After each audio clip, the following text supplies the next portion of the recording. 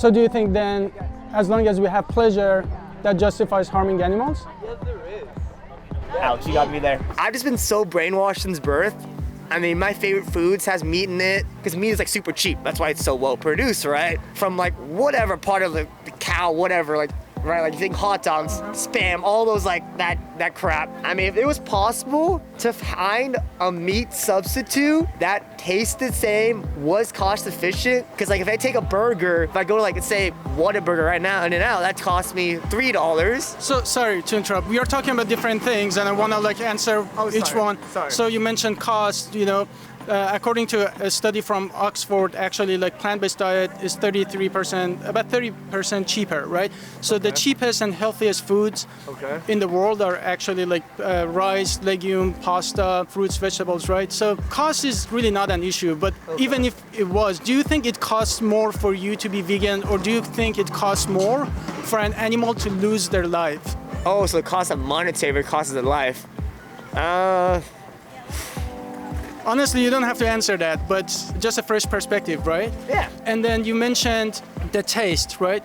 So I grew up like eating meat. So I love the fact that you mentioned that it's like brainwashing, because I grew up, I didn't want to hurt animals, but I was brainwashed to do it.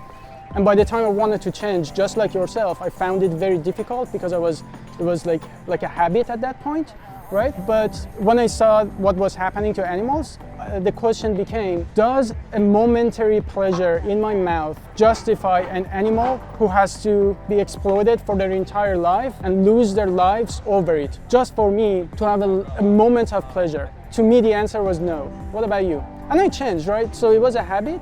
So none of us here, we are all vegan, right? None of us was born vegan. Okay. We were all where you are today.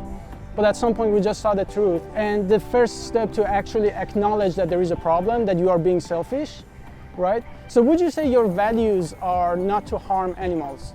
Correct. And then we agree that with your actions, you are causing that extra suffering, right? Right. What do you call a person whose actions and values are not aligned? Actions not aligned, I would say a hypocrite. I have one, yeah.